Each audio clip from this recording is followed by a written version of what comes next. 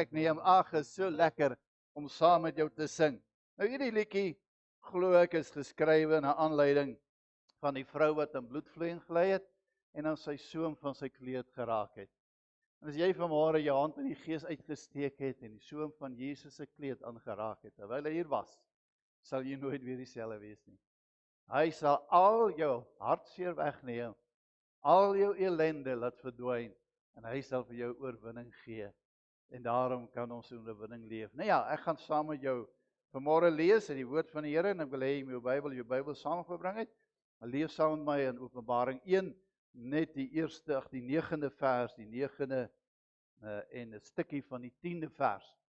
Ek wil dit gebruik, want ek wil vanmôre met die kinders van die Here praat oor die groot vraag, is dit die moeite werd om die Here te dien? Is dit die moeite werd? Kom julle, wat sê julle? Amen.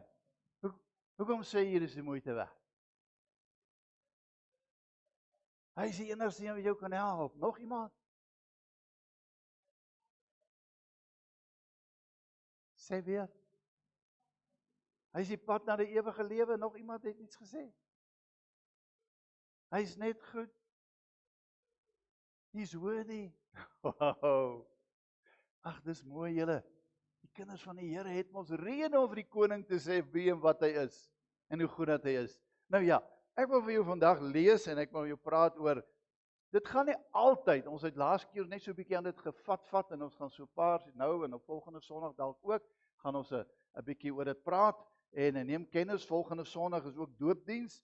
Ons het mense wat gedoop gaan word deur die Bybelse manier van doop.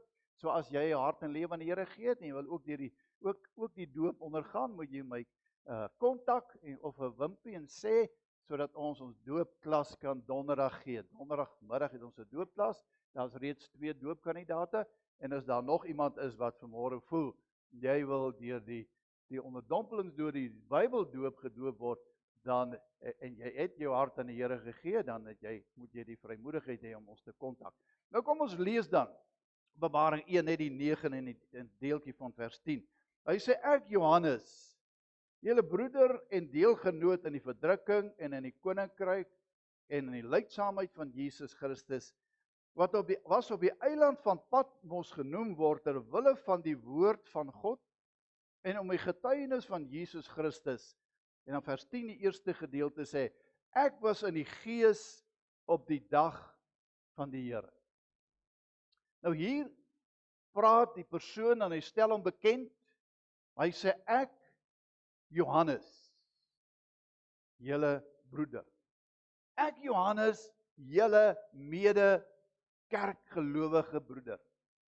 Johannes, hierdie Johannes, 'n disipel Johannes, die een oor wie Jesus baie gepraat het en wat toe aan die kruis gehang het, toe roep hy uit, terwyl Johannes daarvoor staan voor hom voor die kruis, toe sê hy, wys na Maria en hy sê vir Johannes, hy sê Johannes, daar is jou moeder.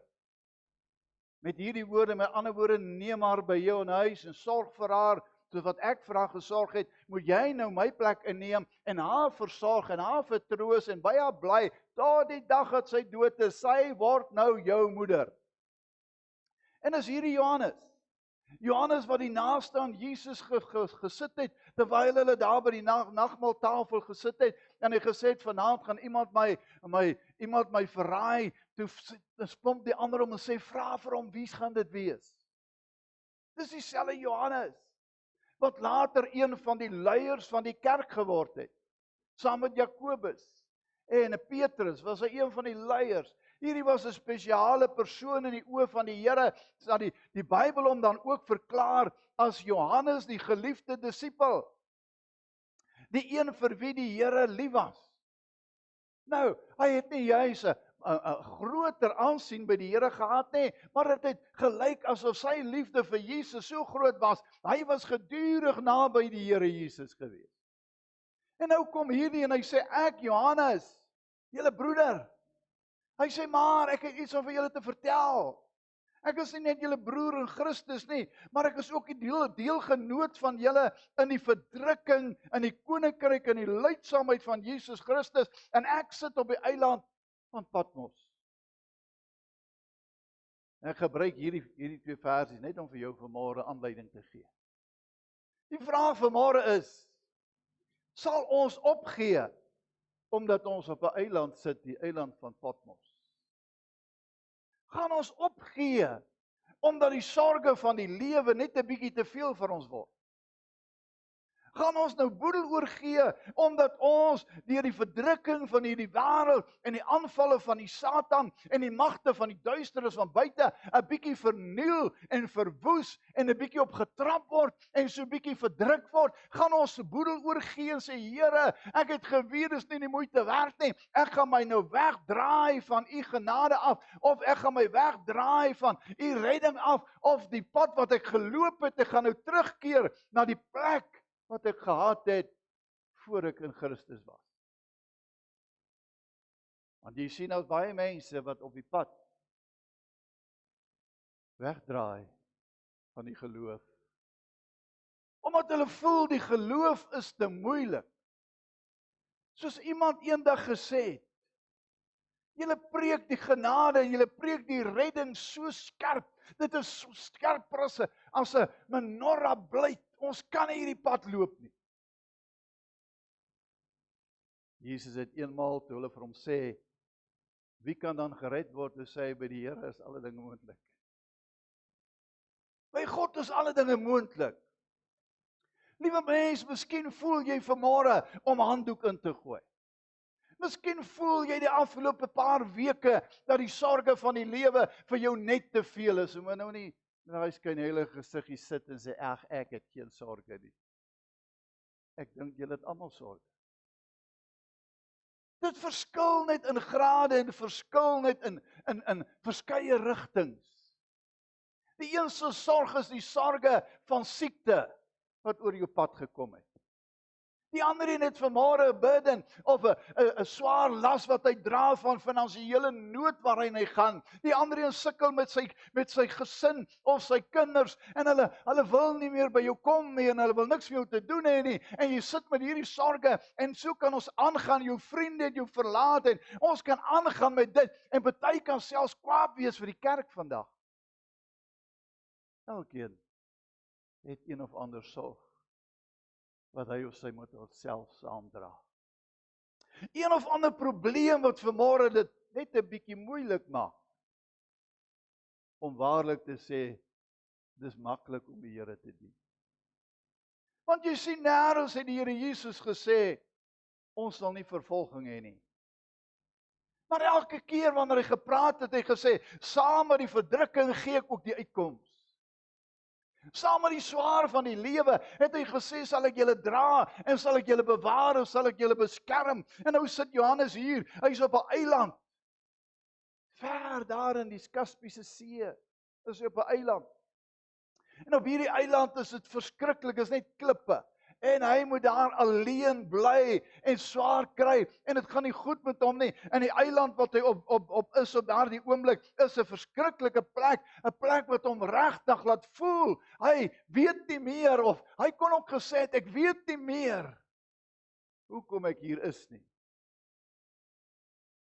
Maar die Here God het 'n doel met alles. Hoe sal ons die lentereëns kan verstaan as ons nie eers die winterdroogte ook ervaar het?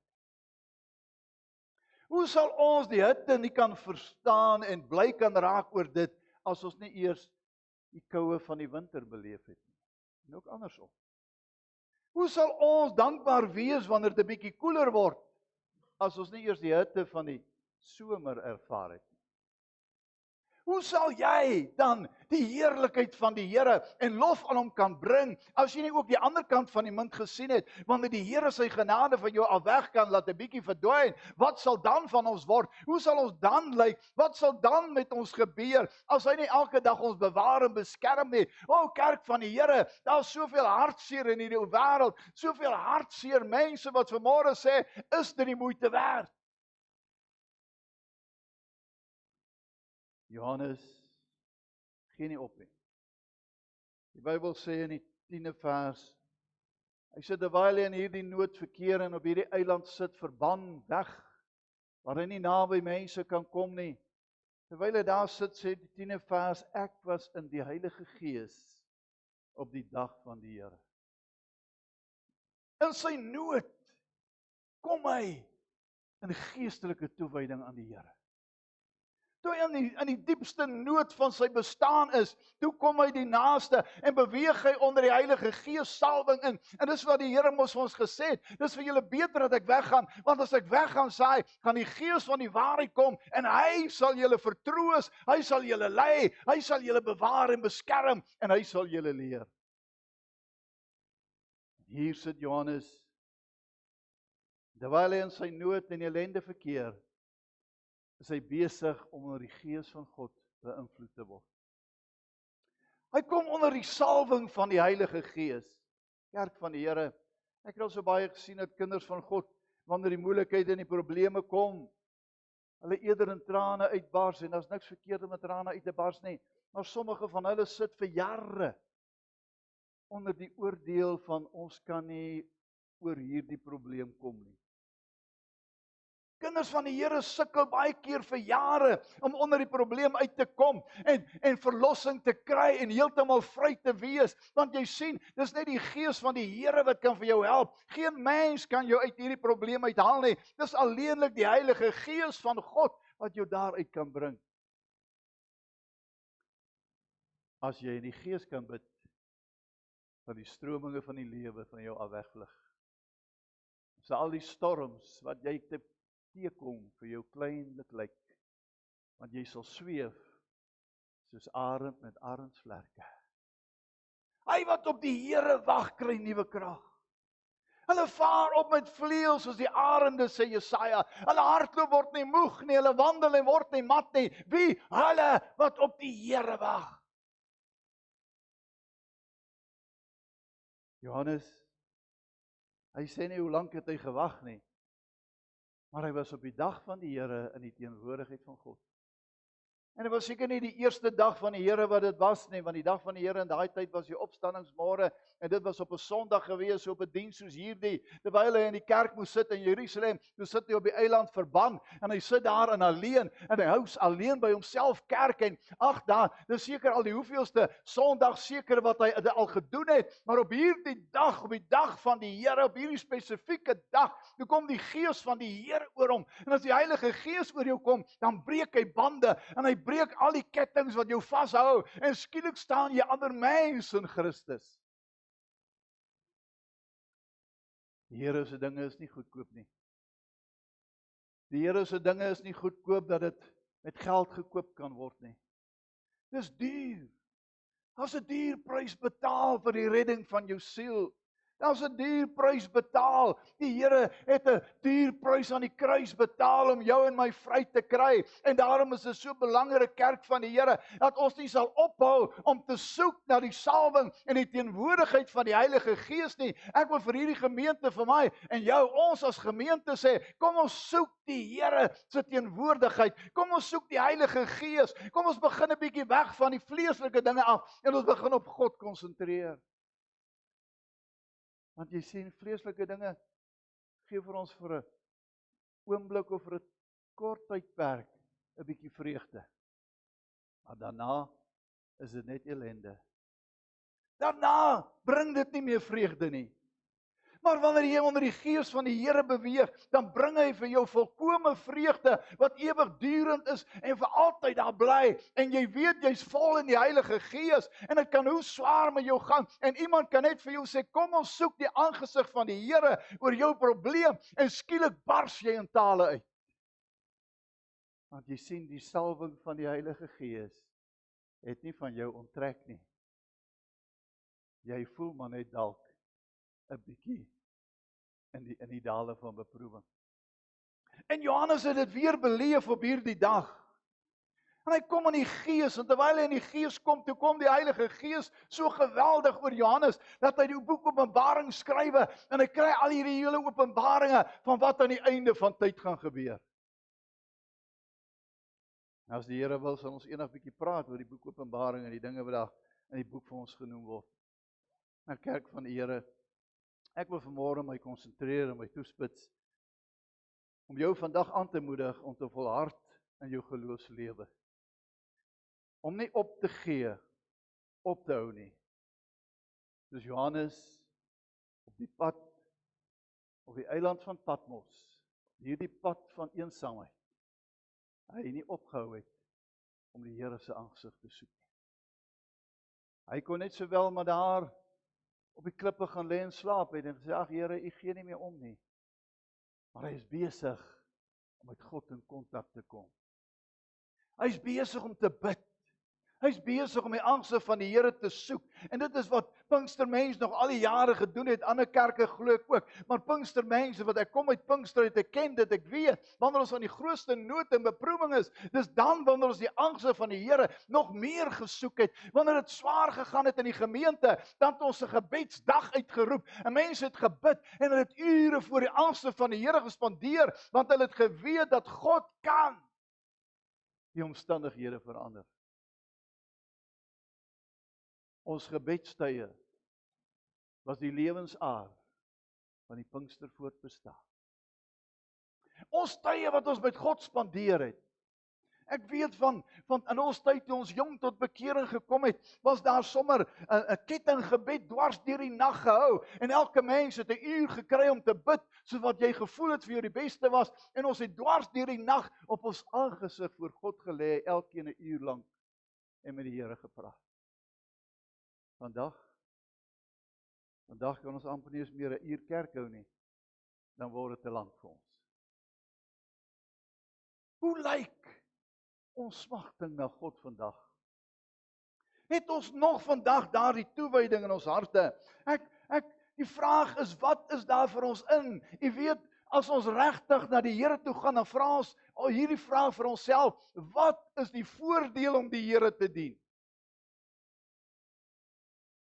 En die disippels het Jesus ook eendag genader met dieselfde, en ek wil vir jou blaai maar Matteus 19. Matteus 19, blaai saam met my in. Ons gaan kyk by Matteus 19, vers 27 tot 29. Matteus 19, vers 27 tot 29. En hier is 'n jong man wat by Jesus uitkom en hy vra vir die Here, wat moet hy doen? En die Here sê vir hom, dit moet jy doen, jy moet die gebooie onderhou en al hierdie goeders, en dan sê hy, maar ek doen dit. En dan sê die Here vir hom, want hy was 'n baie ryk man, en hy sê, gaan verkoop alles wat jy het. En gee jou geld weg. En dan kom jy hier en kom dien, volg jy my. En die Bybel sê, hy het hartseer geword, want hy het baie besittings. Hy was 'n biljoenêr. En hy het bedroef, hy het met trane daar weggeloop. En toe sê die Here, kwaadlik sal 'n ryk man in die hemel kom, is makliker vir 'n kameel in die oog van 'n naald as 'n ryk man in die hemel. En dan hier by die 27ste vers. En toe antwoord Petrus vir Jesus en hy sê, kyk, ons het alles verlaat en U gevolg. Wat sal daar dan vir ons wees? Wat sal ons dan kry vir dit dat ons alles gelos het? Wat gaan vir ons gegee word? En Jesus sê nie vir hom, jy is gierig nie. Hoor wat sê hy. En Jesus sê vir hulle, voorwaar ek sê vir julle wat my gevolg het en die wedergeboorte wanneer die Seun van die mens op sy heerlike troon gaan sit, julle ook op 12 trone sal sit en die 12 stamme van Israel sal oordeel. En dan die 29ste vers is van ons ook. Hy sê, elkeen wat huis of broers of susters of vader of moeder of vrou of kinders of grond ter wille van my naam verlaat het, sal 100 maal soveel ontvang en die ewige lewe as erfenis kry. Wow, dit is kosbaar. Hoor wat sê hy? Hy sê elkeen wat alles prys gegee het om 'n verhouding met my te hê, sê die Here. Vir daardie persoon sal daar 100 maal soveel kom. En hy praat hier van, terwille van my naam het hy vader en moeder, huis en broers en susters en familie en alles prys gegee as om die Here te dien. Met ander woorde, hulle was bereid om selfs alles prys te gee. Hy sê hulle sal 100-mal soveel ontvang. Hulle gaan 100-mal meer geliefdes in die Here kry. 100-mal meer broers en susters. Hulle gaan ouers hê wat geestelike ouers is wat hulle gaan dra. Ja, dit gaan met hulle goed gaan. Die Here gaan hulle seën op tydelike gebied. Hulle gaan meer huise en al hierdie goed gaan die Here ook vir jou gee. Maar sê hy, die wonderlik hiervan, en aan die einde sal hulle ontvang die ewige erfenis. Die ewige lewe. Wow. Om die ewige lewe te kry, is die grootste seën wat jy kan kry. Tydelike dinge is van tydelike aard. Ons het ons verlede keer gesê, moenie vir jou skatte bymekaar maak op aarde, want mot of roes, verniel, diewe inbreek en steel nie. Dan maak jy in die hemel bymekaar. En daarom sien ons dan hier, dat die tydelike dinge, al kry ons genoeg van hulle op aarde. Want ek wil vanmôre vir jou sê, almal van ons wat hier sit, ek praat nie van ander nie, want ek kan nie namens ander praat nie, maar kom ons praat met mekaar. Almal wat vanmôre hier sit, kan nie sê, jy het te min nie. Jy kan nie lewe nie. Jy kan dalk sê, soos ek ry nie so mooi bakkie soos my boeta nie. Maar ek het 'n karretjie wat ek ook Kaapstad toe kan ry. Ek het nie so 'n mooi huis wat 5 slaapkamers het en die mooiste goed binne nie. Maar ek het 'n plekkie waar ek vanaand my kop kan gaan neerlê en ek kan slaap. Ek het nie vanmôre kaste en yskaste en diepvriese vol biltong nie. Maar ek kan ook so af en toe vir my R100 of R50 se biltong koop, as ek geseënd is. En die Here dit so wil hê. So elkeen van ons wat hier sit vanmôre het eintlik te veel. Hulle sê, en ek staan by dit, en ek glo dit, en dis die slim mense wat dit sê, hulle sê, alles wat jy in jou huis het, wat jy vir 6 maande na 'n jaar nog nie gebruik het nie, het jy nie nodig nie. Want hy is maar net daar vir leksheid. So, as jy nou 2 vrieskaste het, gee vir die pastoor een. Hy sal weet om die vleis daarin te pak. So bring dit maar vir my. Ag, ek maak maar net 'n grapie. Liewe mens, wat ek vanmôre vir jou wil sê is, jy het nie rede om te kla nie.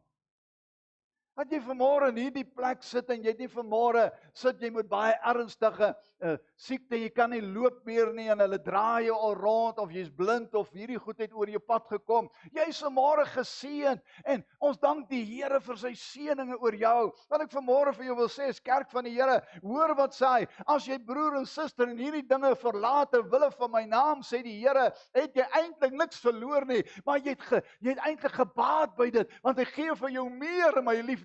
Ek gee vir jou meer in dit wat ek vir jou omgee. Ek seën jou met meer seëninge en mense staan verstom en is eintlik jaloers omdat so goed met jou gaan.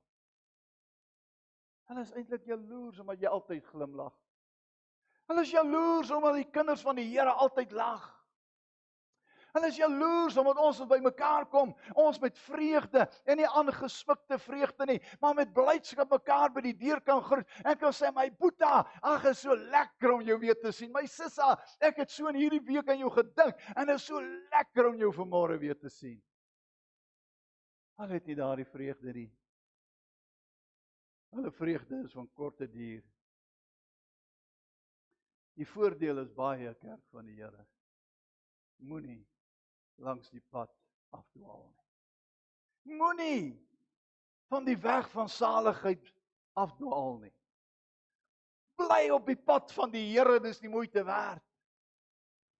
Al voel jy vanmôre bietjie verdruk en teneergedruk en jy voel nie so goed nie, wil ek vanmôre vir jou sê, dis die moeite werd. Hou maar net aan en aan en aan. En as jy vanmôre voel, Here, ek kan nie meer nie, dan hou jy nog so bietjie aan. En as jy nou môre voel, maar Here, nou gaan dit nog erger, dan hou jy nog net so bietjie aan. En as jy die dag daarna nog eers sleg voel, en jy sê, Here, nee, nou weet ek nie meer nie, hou jy nog net so bietjie aan. Die oplossing is net hier voor. God sal jou nooit by jou kragte laat versoek nie. Saam met die beproewing stuur hy ook die uitkoms. Saam met die beproewing het hy alreeds die uitkoms gestuur. Dit kom maar net op die regte tyd. Miskien nie jou tyd nie. God se tyd is nie jou tyd nie.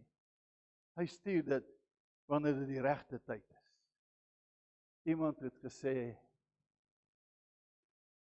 God is mighty slow, but never late. Hy is al baie stadig in jou opsig om vir jou te antwoord. Sy antwoord kom dalk nie so vinnig soos jy dink nie.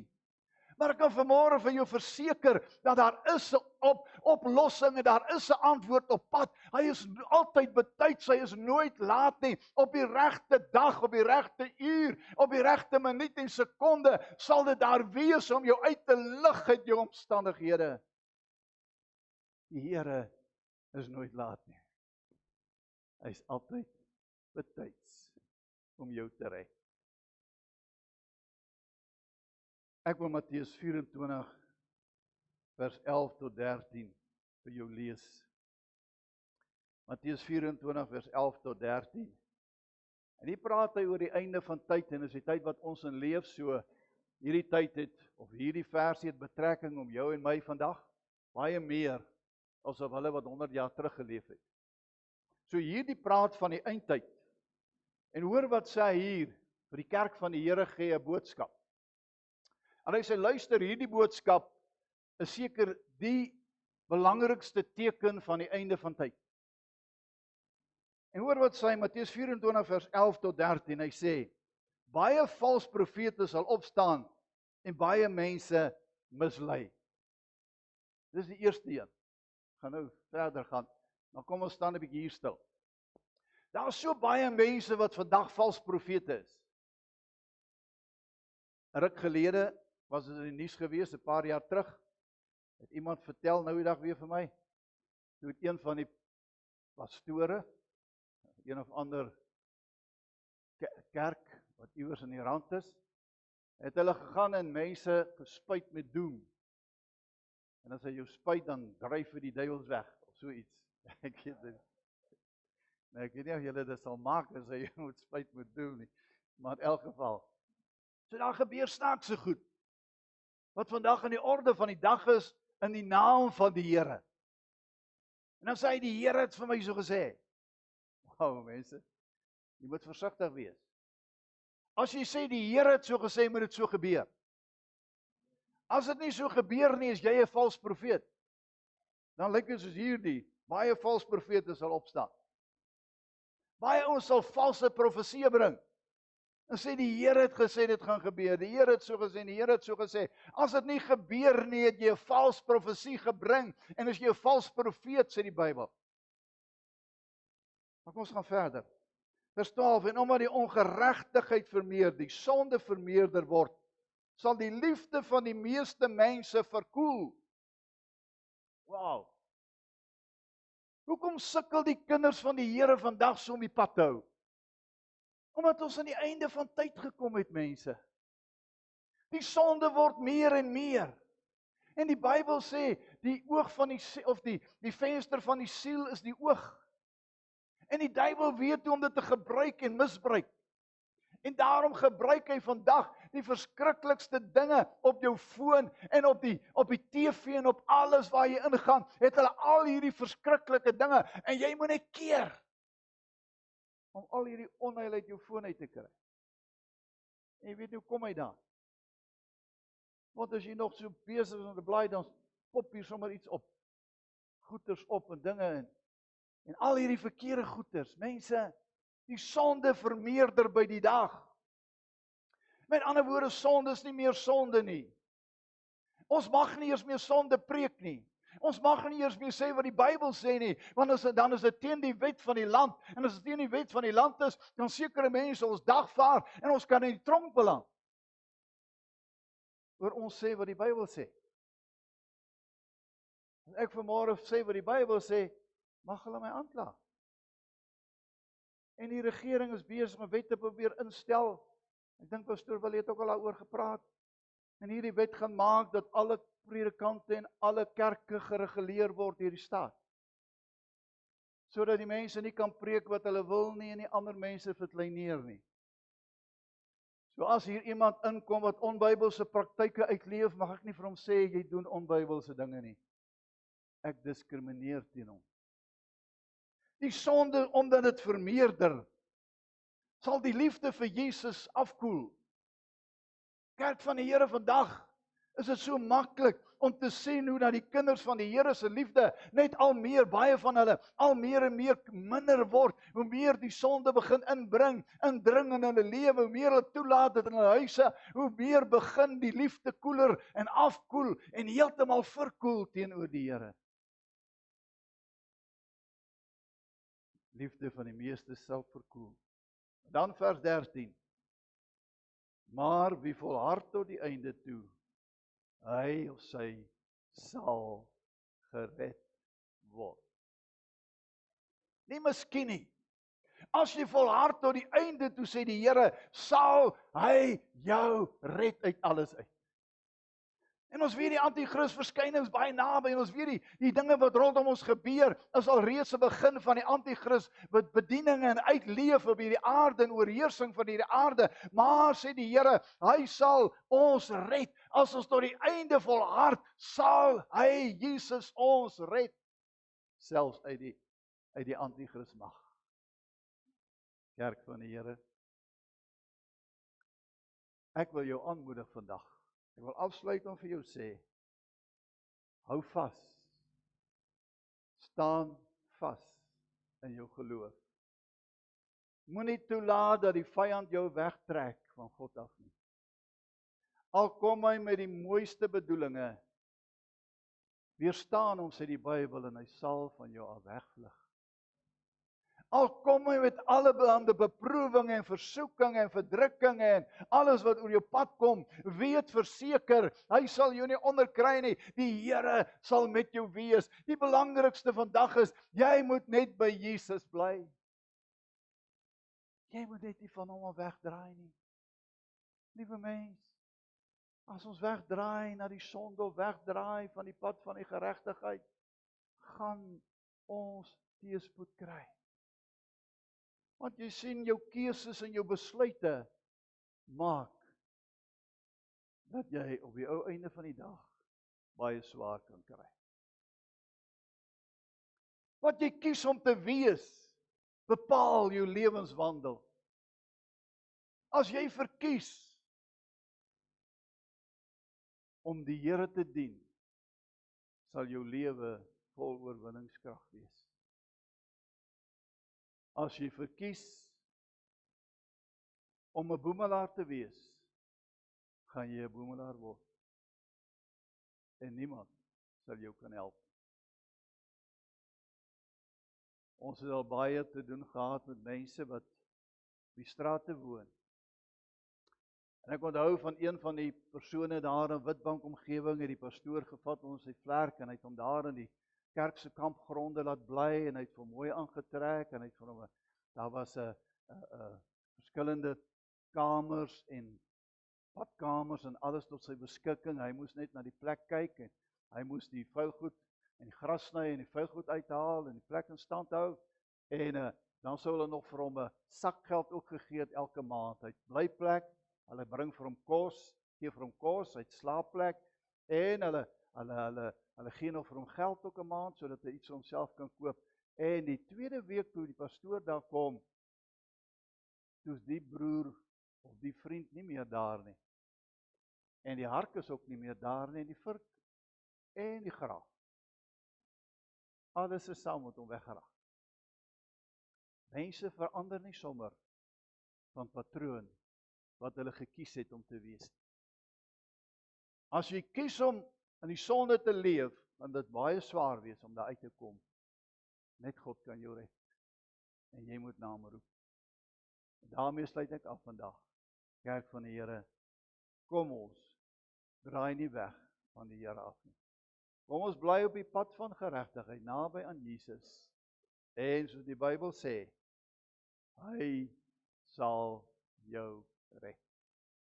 Kom ons bid saam. En ons soek die aangesig van die Here. Hemelvader, vanmôre het het ons weer eers die bemoediging gekry, dis die moeite werd om die Here te dien. En omdat dit die moeite werd is, daarom wil ons vanmôre onsself aan die voete neerlê. En wil ons kom kniel aan die voete van Jesus. En wil ons vanmôre sê, Here, ons het gekies om by U te bly.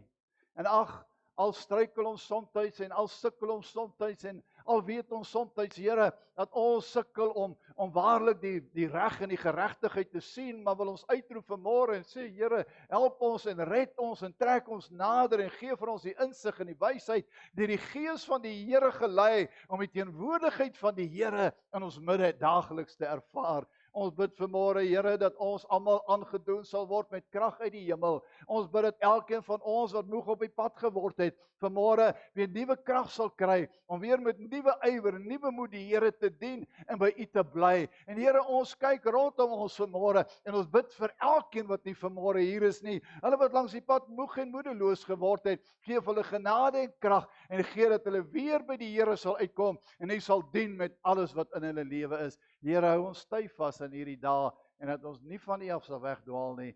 Ons bid dit in Jesus naam. Amen.